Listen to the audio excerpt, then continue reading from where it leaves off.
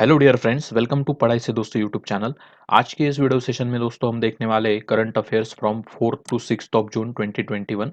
Okay, so it's a second video session from June month, and in this video session we are going to comprehensively analyze the current affair. Okay, and this video is particularly for UPSC aspirant, state PCS aspirant, SSC, railway, banking exam, Bhabha Atomic Research Center, Department of Atomic Energy, NDA, CDS, EPFO, and all other exams which is held by different government agencies. So guys, stay tuned with the session and let's start our video.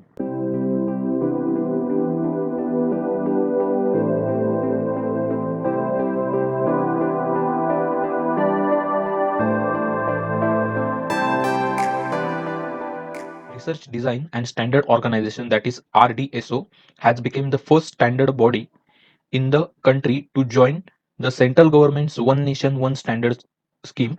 Where is the headquarter of RDSO located?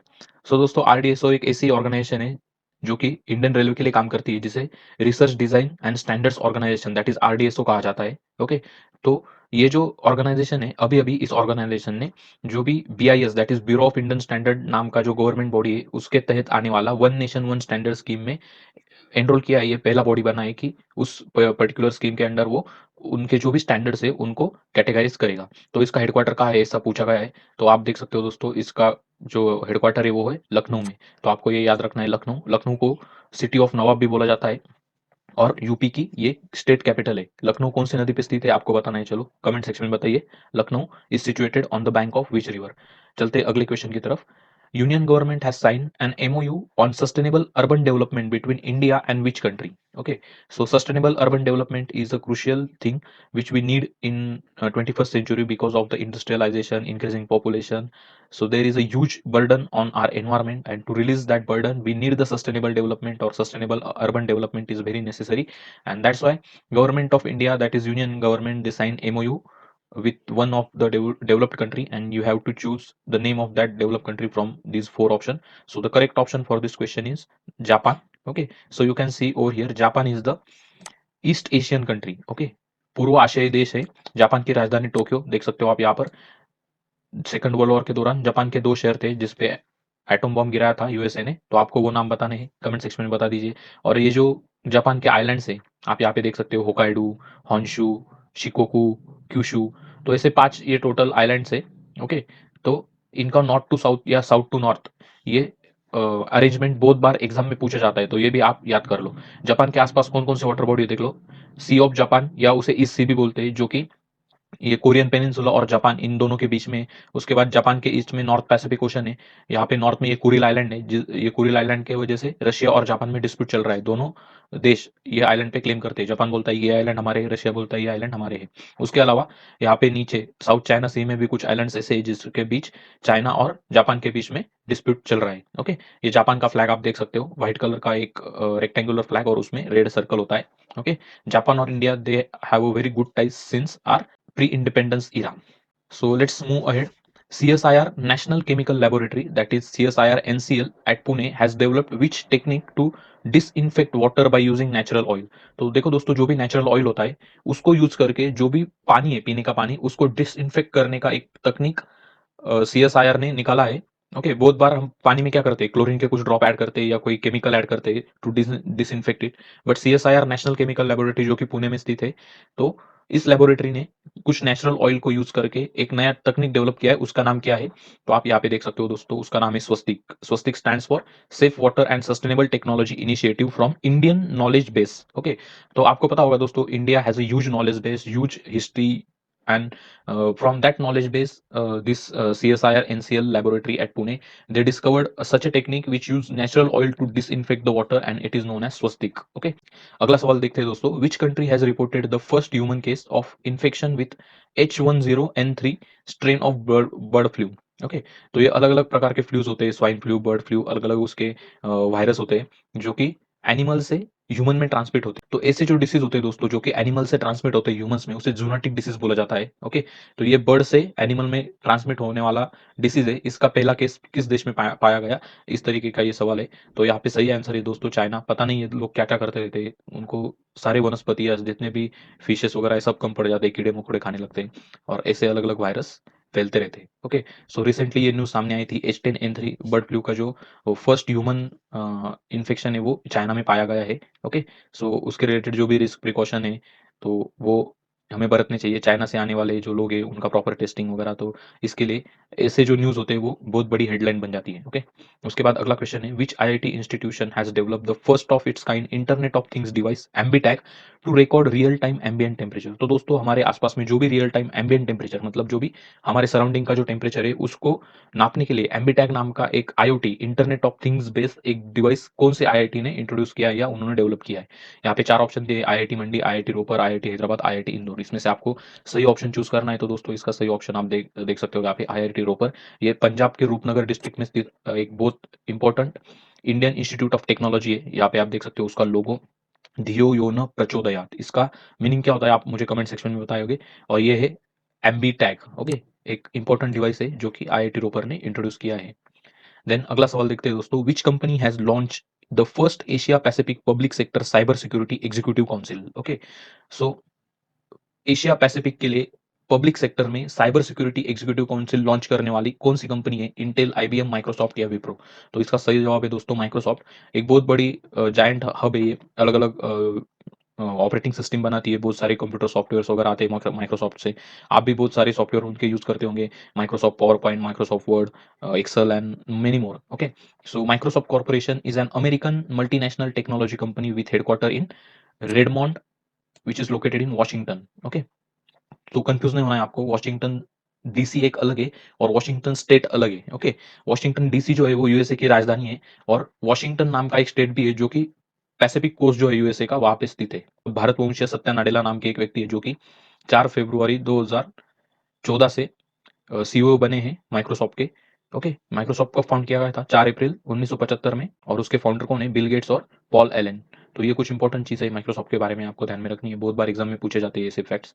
INS Sandhya yak after serving the nation for 40 years was decommission eight which place. Okay, तो आपको पता होगा दोस्तों ये जो naval ship होते हैं बड़े बड़े, after their service we have to decommission them, we have to retire them from their service and after retirement they are going to dismantle by different shipyards. Okay, so ये सवाल पूछ रहा है कि INS संध्यांक नाम का हमारा जो इंडियन नेवल का जो शिप था, after 40 years of its service कौन से प्लेस पे उसे डिसमेंटल किया गया या डिकमीशन उसको किया गया है।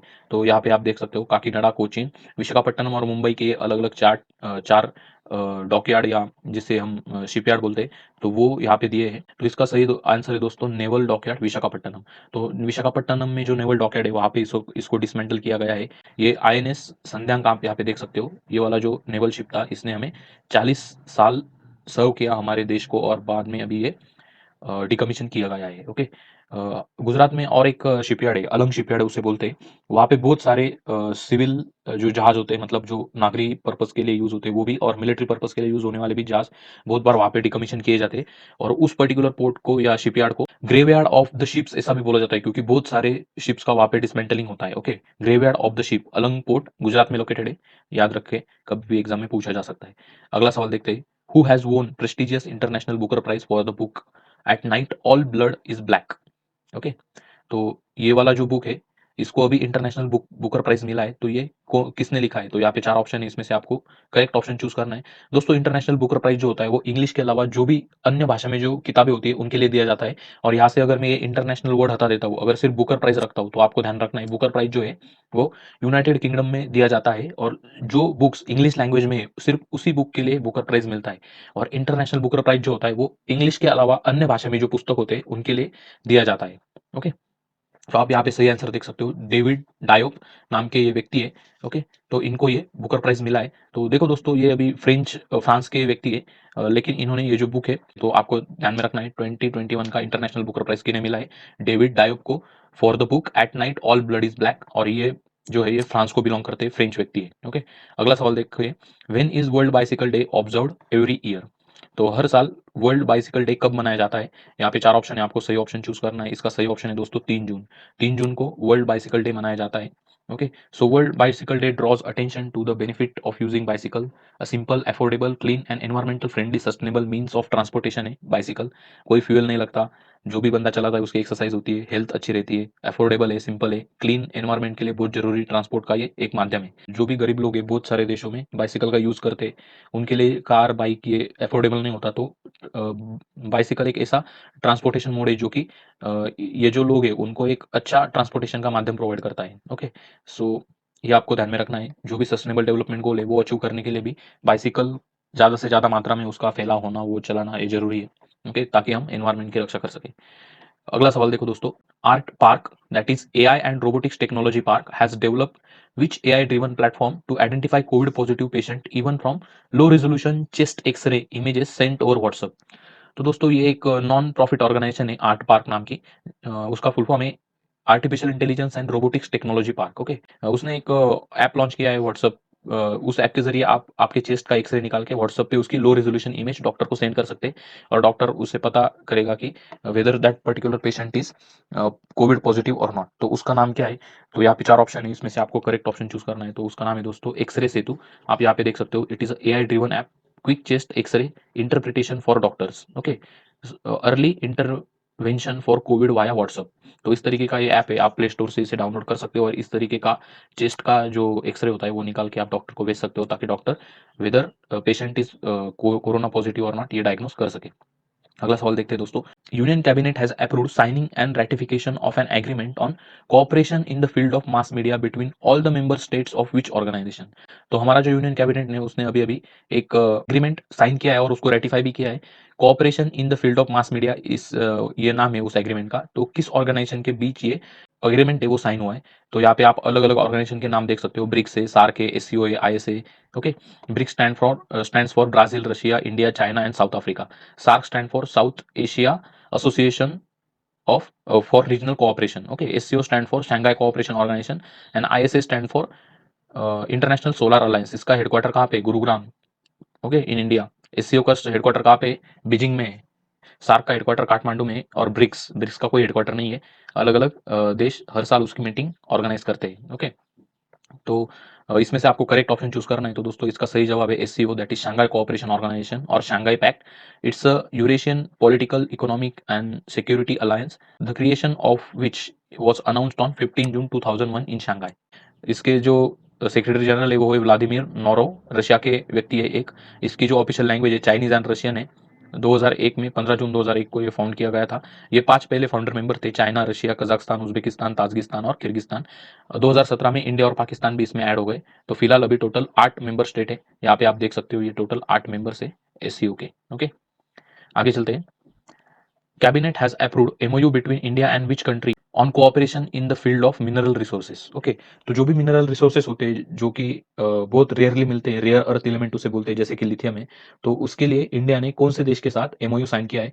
पेरू, अर्जेंटीना, ब्राजील और बोलिविया। किस कॉन्टिनेंट में ये चारों देश आते हैं आप मुझे कमेंट सेक्शन में बताइएगा दोस्तों। तो इन चारों में से कौन से देश के साथ इंडिया ने ये एग्रीमेंट साइन किया है? तो इसका सही जवाब है दोस्तों अर्जेंटीना।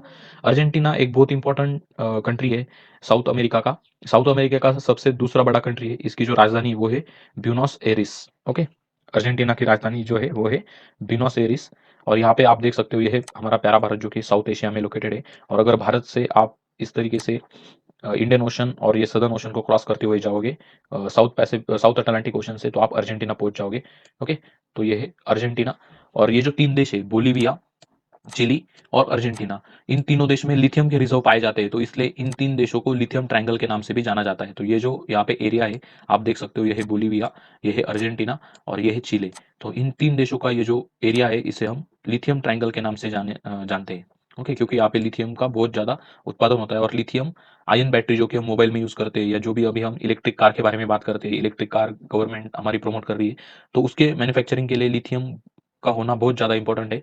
ओके, लिथियम बैटरी जो होती है उसकी साइज कम रहती है और बहुत ज्यादा एनर्जी वो स्टोर कर पाते हैं। तो इसके लिए इंडिया ने अर्जेंटीना के साथ एमओयू साइन किया है for development in the field of minerals. Okay, अगला सवाल है, which state has announce to launch corona free village competition. So corona free village competition is started by the Maharashtra. Okay, मैंने answer दे दिया, कोई बात नहीं, चलो देखते हैं क्या है। After 5 small villages in the state independently attain COVID free status in the month of May, the Maharashtra government has now come up with a new unique proposal to inspire more such a rural settlement to chase away the virus. Okay, तो महाराष्ट्र के ऐसे 5 villages थे, तो लोगों के सहयोग से उन लोगों ने कोविड को उनके गाँव के बाहर ही रखा, मतलब जितने भी सोशल डिस्टेंसिंग, सैनिटाइजेशन, तो ये सारे रूल्स उन्होंने अच्छे से फॉलो किए, जो भी कोविड रिलेटेड प्रिकॉशंस थी उसको अच्छे से फॉलो किया और वो कोरोना फ्री रहे। तो उनसे इंस्पिरेशन लेके बाकी के जो गाँव है उनको इंस्पायर करने के लिए महाराष्ट्र गवर्नमेंट ने ये जो योजना है या ये जो स्कीम है ये निकाली है, to chase away the corona virus. Okay, और इसके तहत जो भी हमारे रूरल डेवलपमेंट मिनिस्टर है हसन मुशरिफ, उन्होंने ये स्कीम अनाउंस की, कोविड फ्री विलेज कंपटीशन। और इस कंपटीशन में जो भी विलेजेस टॉप पे रहेंगे तो उनको कैश प्राइज दिया जाएगा। ओके, सो 50 लाख तक का कैश प्राइज महाराष्ट्र गवर्नमेंट ने अनाउंस किया है। So that is a initiative from Maharashtra government. अगला सवाल देखो दोस्तों, NASA has announced 2 missions named Da Vinci plus and Veritas to explore which planet. तो नासा ने ये 2 मिशन लॉन्च किया, मतलब अनाउंस किए हैं। 2030 तक, 2028 से लेकर 2030 तक ये लॉन्च किए जाएंगे, जिनका नाम है दविंची प्लस एंड वेरिटास। तो कौन से प्लैनेट को एक्सप्लोर करने के लिए ये मिशन नासा ने लॉन्च किए? तो दोस्तों इसका सही जवाब आप यहाँ पे देख सकते हो, वेनस जो है, इसके लिए नासा ने ये मिशन लॉन्च किए। इसरो भी आने वाले कुछ सालों में वेनस के लिए एक मिशन लॉन्च करने वाला है, जिसका नाम है शुक्रयान। याद रखो, किसी भी एग्जाम में पूछा जा सकता है। Okay, so the plus that is a deep atmospheric Venus investigation of noble gases, chemistry and imaging. तो जो भी वेनस प्लैनेट है, ओके, उस प्लैनेट पे जो भी गैसेस होते हैं, वहाँ क्या केमिकल कंपोजिशन कैसा है, और उसके जो भी इंपॉर्टेंट पार्ट्स है उसके इमेजेस लेने के लिए द प्लस ये जो मिशन है नासा ने लॉन्च किया है। उसके बाद दूसरा जो मिशन है वो है वेरिटास। उसका जो फुल फॉर्म है वो है Venus emissivity radio science InSAR topography and spectroscopy. Okay, तो ये वेरिटास का फुल फॉर्म है। आपको ये 2 मिशन याद रखने हैं जो कि नासा ने लॉन्च किए वेनस प्लैनेट को स्टडी करने के लिए। अगला सवाल है दोस्तों, Pakistan has develop its homemade COVID 19 vaccine PakVac with the help of which country. तो पाकिस्तान को हेल्प कौन करता है? Obviously China. तो चाइना से ज्यादातर उनकी हेल्प आती है। चाइना के डेप ट्रैप में अब पाकिस्तान फंस रहा है धीरे धीरे। चाइना से अब वो वैक्सीन भी बनवा रहे हैं। ओके, तो आप यहाँ पे देख सकते हो, ये है पाकिस्तान के पीएम इमरान खान, ये चाइना के राष्ट्राध्यक्ष जी जिनपिंग, दोनों ने मिलके कोविड वैक्सीन के लिए कुछ एमओयू साइन किया था। उसके तहत ये पाक वैक ये जो वैक्सीन है ये पाकिस्तान ने अभी बनाई है। ओके, पाकिस्तान की राजधानी इस्लामाबाद, चाइना की राजधानी है बीजिंग। ओके, और चाइना पाकिस्तान इकोनॉमिक कॉरिडोर जो कि चाइना ने पाकिस्तान को ऑफर किया था, वो भी अभी फिलहाल डामाडोल चल रहा है उसकी हालत। ओके, पाकिस्तान उसको, मतलब उससे नाखुश है। पाकिस्तान के बहुत सारे अपोजिशन लीडर और वहाँ के जो लोकल लोग हैं, तो वो भी इस पर्टिकुलर प्रोजेक्ट के खिलाफ है। ओके, उसके बाद अगला सवाल देख सकते हो दोस्तों, which species of mahseer which was on IUCN's red list of endanger species has now moved to list concern status. Okay, तो महासीर ये जो फिश होता है, तो ये फिश की जो स्पीसीज थी वो IUCN के रेड लिस्ट में एंडेंजर स्पीसीज की कैटेगरी में आती थी, लेकिन अभी उसको एंडेंजर्ड स्पीसीज की कैटेगरी से निकाल के लिस्ट कंसर्न की कैटेगरी में डाला गया है। तो महासिर के अलग अलग स्पीसीज में से ऐसी कौन सी स्पीसीज है जिसको लिस्ट कंसर्न का स्टेटस अभी मिला है? तो इसका सही जवाब आप देख सकते हो दोस्तों, ब्लू फील्ड मशीर। यहाँ पे आप IUCN के बारे में देख सकते हो दोस्तों, इसका हेडक्वार्टर है ग्लैंड, स्विट्जरलैंड में। 5 अक्टूबर 1948 में ये फाउंड किया गया था फ्रांस में। ओके, और उसको पहले क्या बोला जाता था? International union for protection of the nature, लेकिन उसका नाम बदल के फिर IUCN किया गया। Okay, international union for conservation of nature, इस तरीके का ये ऑर्गेनाइजेशन है, नॉन प्रॉफिट ऑर्गेनाइजेशन है। ओके, रेड लिस्ट ये जारी करता है हर साल, जिसमें अलग अलग स्पीसीज होते हैं, प्लांट स्पीसीज, एनिमल स्पीसीज, जो कि एंडेंजर कैटेगरी में है या उनको ह्यूमन एक्टिविटीज की वजह से थ्रेट पहुंच रहा है या वो अब रहे ही नहीं, एक्सटिंक्ट हो गए। तो इस तरीके से अलग अलग कैटेगरीज में IUCN प्लांट और एनिमल स्पीसीज को डिवाइड करता है। तो आप यहाँ पे वो स्पीसीज देख सकते हो। लिस्ट कंसर्न मतलब ज्यादा कोई खतरा नहीं है, इनकी अच्छी खासी स्पीसीज अवेलेबल है, उन्हें लिस्ट कंसर्न बोला जाता है। और एक्सटिंक्ट का मतलब क्या है कि जो ऐसे स्पेसीज जो कि अभी पाए नहीं जाते, पहले पाए जाते थे, लेकिन हम ह्यूमन एक्टिविटीज की वजह से एनवायरमेंट में इतने चेंजेस हुए कि वो एक्सटिंक्ट हो गए, या कोई नेचुरल कैलामिटी आई, कोई मैनमेड कैलामिटी आई, उसकी वजह से वो स्पेसीज एक्सटिंक्ट हो गए। तो उनको कैटेगराइज करने का काम IUCN करता है, और उनके रेड लिस्ट में अलग अलग प्लांट और एनिमल स्पेसीज को हर साल इंक्लूड करता है, रिमूव करता है। तो ये एक नॉन गवर्नमेंटल ऑर्गेनाइजेशन है, नॉन प्रॉफिट ऑर्गेनाइजेशन है, आपको ध्यान रखना है। ओके, उसके बाद अगला क्वेश्चन देखते हैं दोस्तों, the archaeological survey of India has founded 3 more caves in Trirashmi Buddhist cave complex in which city of Maharashtra. तो आर्कियोलॉजिकल सर्वे ऑफ इंडिया जो है वो 19वीं शताब्दी में फाउंड किया गया एक ऑर्गेनाइजेशन है, जो कि भारत में जितने भी हिस्टोरिकल मॉन्यूमेंट्स है उनमें जो भी एक्सकवेशन होता है उसके ऊपर रिसर्च करने का काम, या उस एक्सकवेशन को अंजाम देने का काम, या जो भी मॉन्यूमेंट है उसको कंजर्व करने का काम, उसको प्रिजर्व करने का काम करता है। ओके, तो रिसेंटली ASI ने 3 केव्स ढूंढ निकालिए जो कि त्रिरश्मि बुद्धिस्ट केव कॉम्प्लेक्स है वो कौन से सिटी में लोकेटेड है महाराष्ट्र के। ओके, औरंगाबाद, नासिक, पुणे, मुंबई। तो इसका सही आंसर है दोस्तों नासिक। नासिक सिटी को वाइन कैपिटल ऑफ इंडिया भी कहा जाता है क्योंकि यहाँ पे बहुत ज्यादा ग्रेप्स पाए जाते हैं और ग्रेप्स से यहाँ पे वाइन बनती है। बहुत ज्यादा वाइनरीज यहाँ पे मौजूद है और इंडिया का कम से कम 70 to 75% के आसपास वाइन नासिक में ही बनता है।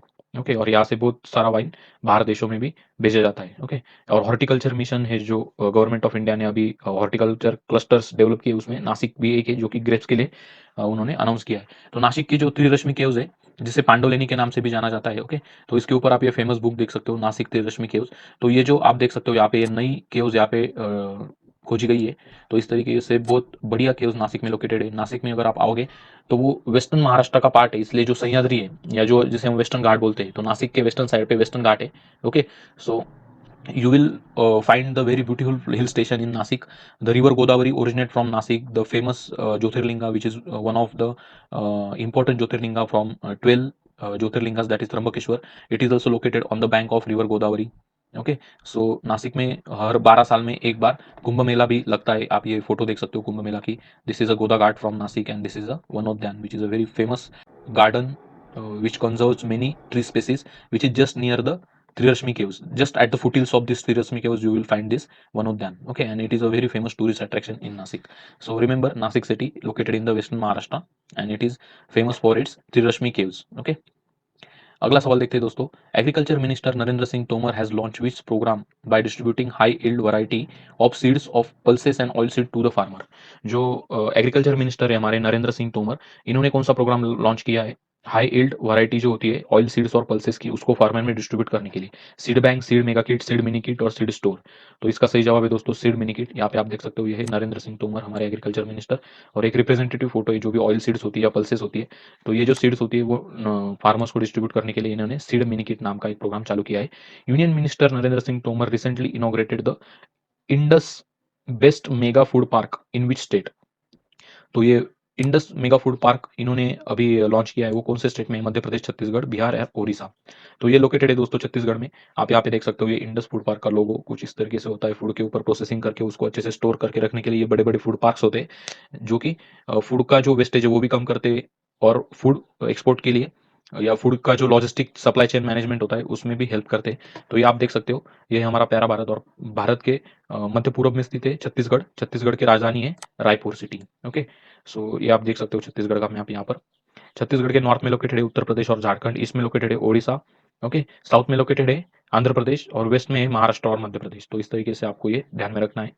Chhattisgarh is very famous for its different minerals. Okay, जो महानदी होती है पूरब की तरफ बहने वाली उसका ओरिजिन भी छत्तीसगढ़ में ही होता है। ओके, तो ये बहुत सारे ऐसे फैक्ट है जो मैं बताते रहता हूँ, प्लीज नोट इट डाउन। बहुत सारे एग्जाम में पूछे जाते हैं। अगला सवाल देखते हैं दोस्तों। Usman Khan who passed away recently was associated with which of the following sport? Wrestling, hockey, boxing और क्रिकेट। तो उस्मान खान ये बहुत नामी भारतीय खिलाड़ी थे। उनका अभी अभी निधन हुआ है। तो कौन से खेल से एसोसिएटेड थे आपको बताना है। तो ये जो थे ये हॉकी से रिलेटेड थे। So former Indian hockey player Usman Khan he is died recently. तो ये हॉकी के प्लेयर थे और आंध्र प्रदेश से ये बिलोंग करते थे। तो आपको याद रखना है he is a hockey player. Kalipatnam Ramarao popularly known as Karu Mastaru, passed away recently. He was renowned what? Writer, singer, social activist, या painter. So Kali Pattanam Ramarao, also known as Kara Mastaru, he is a famous writer. You can see over here.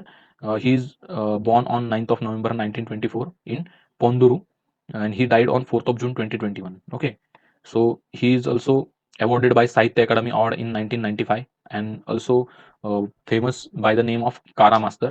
His book Youngam and other stories, they are very famous. Okay, so he is a very famous writer. You can remember this thing because in many exam such a question asked by the examiner, कोई भी famous personality जिसका अभी अभी निधन हुआ है तो उनका नाम देते थे और वो किस फील्ड को बिलोंग करते हैं या किस फील्ड में उन्होंने योगदान दिया है, ऐसे क्वेश्चन बहुत बार पूछे जाते हैं।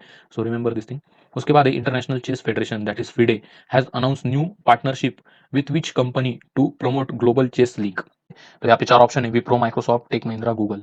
तो इसमें से सही ऑप्शन है दोस्तों Tech Mahindra. Tech Mahindra is an Indian multinational company that provides information technology and business process outsourcing services. Okay, parent organisation Mahindra जो ग्रुप है बेसिकली ये ऑटोमोबाइल सेक्टर में काम करने वाला ग्रुप है महिंद्रा, लेकिन उसके अलावा उसके कुछ technology and information technology related भी सर्विसेज प्रोवाइड करता है। तो टेक महिंद्रा उसका एक ब्रांच है। हेडक्वार्टर पुणे में स्थित है, ये आप देख सकते हो टेक महिंद्रा का हेडक्वार्टर पुणे का। ओके, और बाकी डिटेल्स आप यहाँ पे देख सकते हो, उनके फाउंडर कौन है, आनंद महिंद्रा है। ओके, यहाँ पे आप फिडे का ये लोगो देख सकते हो।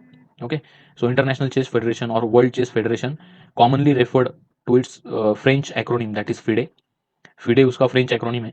It is international organisation based in Switzerland that connect the various national chess federations and act as a governing body of international chess competition। Okay, तो स्विट्जरलैंड में स्थित ये एक बॉडी है। ओके, फिडे आपको ध्यान में रखना है। उसके बाद अगला सवाल देखते हैं दोस्तों, which of the following ministry has launch senior care ageing growth engine says project. तो जो भी हमारे सीनियर सिटीजन होते हैं उनके लिए जो भी गवर्नमेंट अलग अलग स्कीम रन करता है, या जो भी कोई प्राइवेट ऑर्गेनाइजेशन है, या जो कोई भी बीमा पॉलिसीज वगैरह होती है, या कोई भी इकोनॉमिक सोशल अलग अलग स्कीम्स होती है, तो उनको एक ही प्लेटफॉर्म पे लाने के लिए गवर्नमेंट ने ये सेज प्रोजेक्ट चालू किया है। तो कौन से मिनिस्ट्री द्वारा ये चालू किया गया है? तो यहाँ पे 4 मिनिस्ट्री के नाम है, आपको सही ऑप्शन चूज करना है। तो इसका सही ऑप्शन है दोस्तों ministry of social justice and empowerment. आप यहाँ पे उसका लोगो देख सकते हो, राष्ट्रीय समाज रक्षा संस्थान। Okay, that is a ministry of social justice and empowerment. तो इन्होंने ये सेज नाम का प्रोजेक्ट चालू किया है। Okay, so senior care ageing growth engine, ऐसा इसका फुल फॉर्म है। 4 जून 2021 को इसका इनोग्रेशन हुआ है। ओके, अगला सवाल देख सकते हो, India and Asia development bank has sign a $2.5 million loan agreement for upgrading major district road in which state. Okay, तो ये जो आईडीबी है, एशियन डेवलपमेंट बैंक, जिसका हेडक्वार्टर मनीला में है फिलीपींस में, तो उसने भारत के कौन से स्टेट के साथ $2.5 मिलियन का लोन एग्रीमेंट साइन किया है to upgrade the major district road? तो ये स्टेट है आपका दोस्तों सिक्किम। तो सिक्किम एक ऐसा स्टेट है जो कि पूरी तरीके से ऑर्गेनिक फार्मिंग बेस्ड है। इंडिया का एक इंपॉर्टेंट स्टेट है जो कि चाइना, भूटान और नेपाल के साथ बॉर्डर शेयर करता है, जिसकी कैपिटल है गैंगटोक। ओके, गवर्नर है गंगा प्रसाद, जिसका पॉपुलेशन बहुत कम है, 6.19 लाख इसका पॉपुलेशन है। चीफ मिनिस्टर है प्रेम सिंह तामांग। ओके, यहाँ पे ये सागा दवा फेस्टिवल है, तो यहाँ का फेमस फेस्टिवल आप देख सकते हो।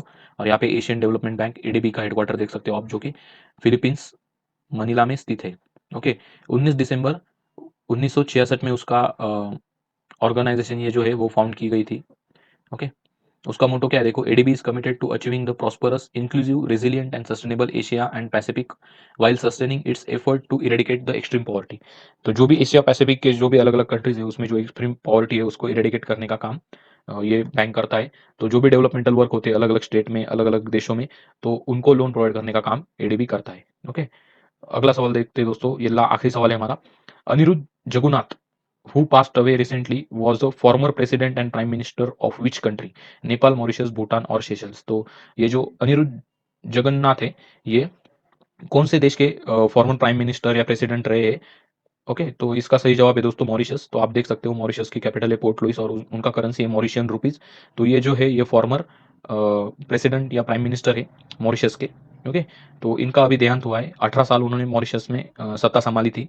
18 साल रेगुलर नहीं थे, बीच बीच में मतलब दूसरे लोग भी पावर में आए थे, लेकिन टोटल अगर उनका टेन्योर देखा जाए तो मॉरिशस के पीएम के तौर पे ये 18 साल रहे थे। Okay, so friend, this is about the current affair from 4th to 6th of June 2021. I hope you enjoy the current affair session, and if you enjoy the content, do like the session, share with your friend, and don't forget to subscribe our YouTube channel for more such a video session. So see you soon in our next video session. Thank you and have a great day.